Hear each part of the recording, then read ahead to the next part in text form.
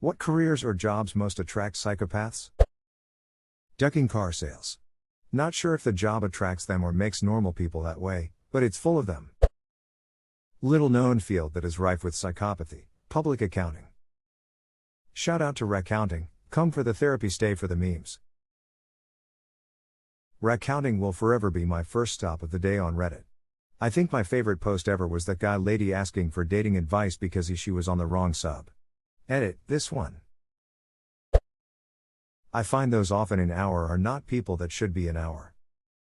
As a manager, there are times when you need to do something so evil even the legal department won't do it. For those times, you have our. There's been a study on this. It included corporate executives but also surgeons and chefs, both of whose work tends not to require not much actual socialization, or at least only with subordinates, not customers who have to be greeted pleasantly. Am a chef. Can confirm. Either you go into it as a psychopath or the grill makes you one. Therese little if any empathy in the kitchen. Side note. I actually work with amazing, fantastic, passionate people that make my life better. I'm sad every day I don't get to work and hope we get back to it soon. Cooking is my passion and the sole reason I didn't indefinitely dive into depression. It's my reason for life. Wear a mask, stay home or whatever we gotta do. I really want and need to go back to work. Edit, grill not girl. But I feel both are acceptable. You either die a Gordon Ramsay in MasterChef Jr., or live long enough to see yourself become a Gordon Ramsay in Hell's Kitchen. Homeowners Association President.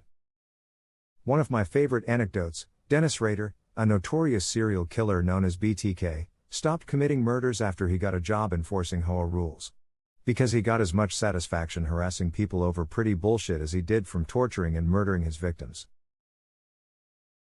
He was a compliance officer with the city council, not with an HOA, but yes, he was notorious for writing people up for petty bullshit. He also really liked getting people's dogs destroyed for no reason. Hurting pets animals for no reason is serial killer 101, especially as kid. John Ronson wrote a fantastic book, The Psychopath Test. He interviewed people who created and used the test, as well as many psychopaths. Psychopaths in his book ranged from imprisoned murderers to very wealthy CEOs. I think statistically it's surgeons and CEOs. Worked with many a surgeon. We used to wonder about some of them, especially the one who worked with some of the assistants for 10 plus years and didn't know their names. This guy would walk through the halls and not really even acknowledge your presence. He truly didn't seek care about others. His motto was pain is the patient's problem. I mean, spending almost a decade after grad schools working grueling 100 plus weeks does not sound like a lifestyle that attracts people. Surgeons work 100 plus hours a week. How come anyone ever survives a surgery?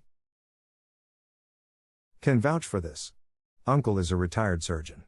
Would sometimes work for days straight with a couple of catnaps squeezed in if there was time. I remember being shocked by this too, but his wife, who was a nurse, said it's extremely common expectation for surgeons and that they just get used to it and accept that sleep deprivation isn't an excuse for mistakes. Seems crazy to me. It's absolutely absurd. We're not allowed to drive when impaired, but for the people who cut you open it's a requirement. It's also striking to see people on here claiming to be doctors and saying no, sleep deprivation doesn't affect me at all. The Army did some studies that indicate sleep deprivation always causes impairment. Some people just trick themselves into thinking they're fully functional while still being impaired. No wonder these guys wanted to push tort reform so hard. Sales. It's known that psychopaths excel in sales because they do whatever they can to get ahead. Learned about it in psych in my undergrad and it always stuck with me. Edit, I've worked sales jobs myself, so I'm not judging anyone at all, I am just relaying information I recalled from my undergrad. My dad is a born salesman, people always said. He's a total psychopath and a ducked up weirdo lol. My dad is a born salesman, people always said. What a backhanded compliment that is. The only thing worse is natural politician. I was a carny. I don't know which came first. The drugs or psychotic behavior, but I witnessed both in bulk. Craziest experience you've had as a carny? Go. Please. Everything we did was slightly illegal, so it's hard to scale it after it feels so normal, but long story short, I'm still in possession of another man's teeth after he almost got us all busted by doing stupid shit right outside the bunkhouse. Raleigh, North Carolina. LMFAO, are you voluntarily out of the game, or just on break due to COVID? I was catching a ride out of town. The place I was living had no outlet for my creative nature. So I gave away most everything I owned and got a job when the fair came through town. Got paid to see the East Coast and a free ride to Pittsburgh, which is where the old boss houses his stuff in the off-season. It was a means to an end, and it actually worked out perfectly. I've since relaunched my art thing and volunteer full-time at a local non-profit educational center, make shop, and partner with another non-profit anti-poverty facility that I donate art to, and they sell it to fund their mission. I'd never been to Pittsburgh before, so I'm really glad I did it. This place is awesome. But I digress. If you want, check out my post history for some of my art and electronics work. Be warned, you may have to sift through some political opinions of mine. Holy shit, I woke up famous. I'll try and respond to all you personally, but here's a few blankets. Karina is a worker that travels with the carnival circuit. I don't have an online store yet, but you can follow me on Facebook or Instagram, Red Right Hand Arts. Thank you for all the kind words, I really appreciate it. Paparazzi. Reddit mods. Jobs. Internet janitors. Nah, I respect janitors. Most clinical psychopaths, over 30 on the checklist, are actually so impulsive and out of control that they either don't have jobs because they're in prison right now, or they bounce from job to job, either quitting or getting fired fast. A prominent trait of psychopathy is actually an inability to hold down jobs for long periods of time. People might say surgeons or CEOs. That's psychopathic traits, not full-blown psychopaths. Bingo bango. We should be thinking Dennis Reynolds, not the CEO of Applebee's. That man gave us $1 lit Thursdays. He ducking cares. Serial killers seem to like positions of authority but almost always have sexual assault battery priors, so they often end up as rent-a-cops and security guards. The DMV. Power trippin', take a number, go duck yourself, assholes. Pizzeria security. Is that a thing? Not anymore. Ominous. Banking. The higher you advance in the hierarchy, the less empathy you have. Exponentially. Lawyers, CEOs, surgeons, and civil servants, from what I've read, have some of the higher rates.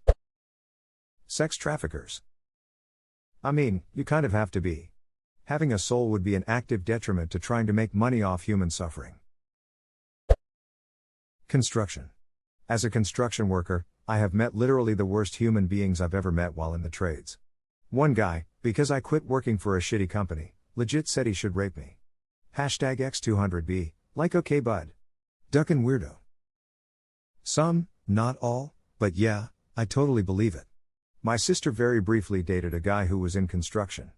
He was serious when he told my sister that his version of fishing was dropping a stick of dynamite in the water and watching the fish float to the surface.